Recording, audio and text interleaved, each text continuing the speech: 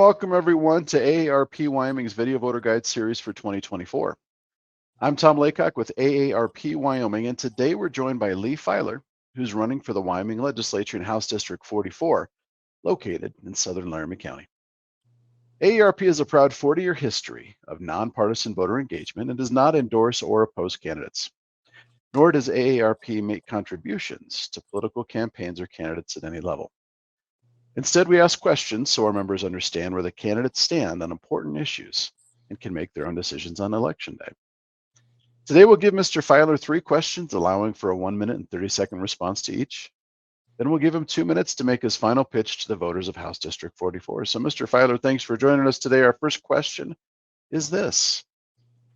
Over the last 2 years, the Wyoming Legislature has made providing property tax relief for its citizens a priority. In your view, what's the most effective way to provide relief while balancing the revenue needs for our schools, counties, and other entities that rely on property tax to maintain sustainable funding?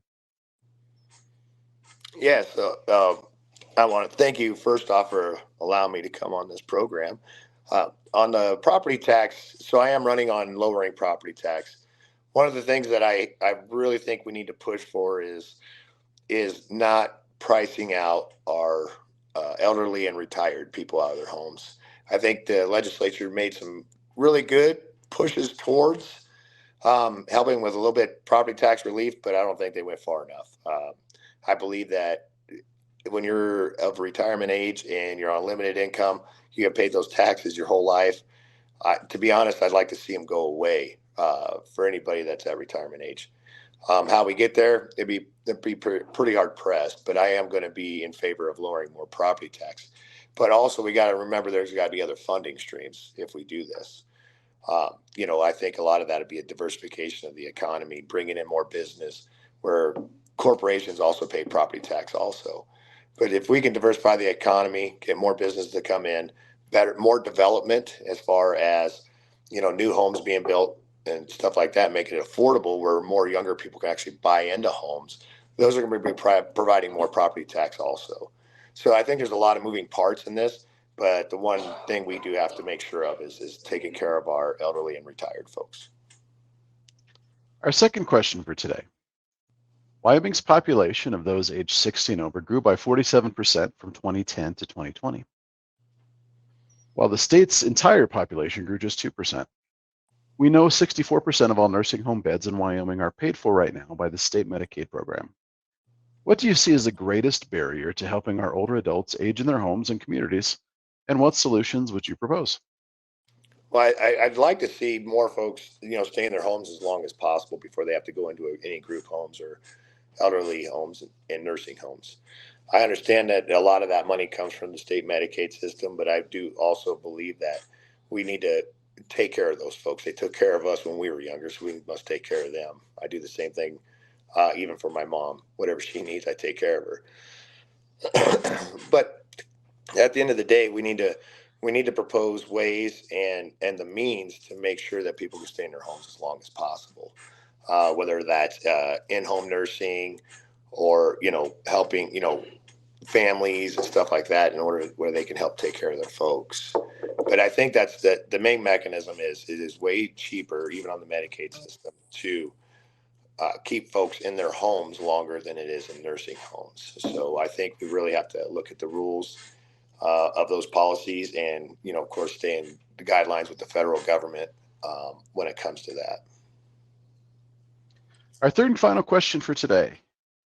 Emergency medical services are not considered an essential service in Wyoming, and in some areas, ambulance services do not have sustainable funding. Over the last 10 years, Wyoming has seen 16 EMS providers in the state fold or consolidate with another service. What solutions would you offer for ensuring access to ambulance services? We have to, no matter what, find emergency response services for folks, especially in this rural state. We can't just depend on the neighbor. We have to really take a good hard look at maybe requiring that municipalities and counties that they will require those emergency response services.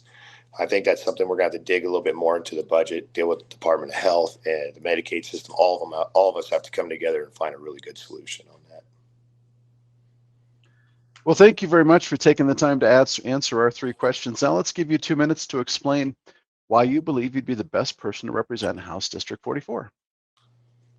Yes, I think I'm the best person. It's a three-way primary in House District 44 for the primary election. Um, I'm not one to, bash any candidate or anything like that, but I think I'm the right one because when I was in the legislature, it didn't matter if I was a Democrat, Republican. We all worked together to find real good solutions. Of course, that was a decade ago, and we've seen the legislature just get very divisive since then. I believe I can maybe help bridge that and bring back some of that civility. But at the end of the day, we have to make sure that we're keeping the state moving forward to where our young folks want to stay here, where they're paying into the taxes and where they're starting their own businesses here, buying homes. And then of course taking care of our elderly and veterans too. Veterans is a big priority for myself. But when it comes to all those different topics, I think if the voters at House District 44 would listen to my ideas and I listen to their ideas, and we come up with good solutions where mostly my opponents will just stick with their ideas and they're not willing to change. They're going to toe a party platform or toe a party line or a caucus line. I'm not that kind of person. I will represent the people more than I will any political party or platform.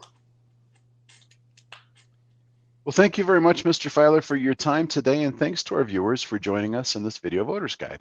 We encourage you to keep watching Cowboy State Daily and AARP Wyoming's Facebook pages for more video voter guides in the days to come.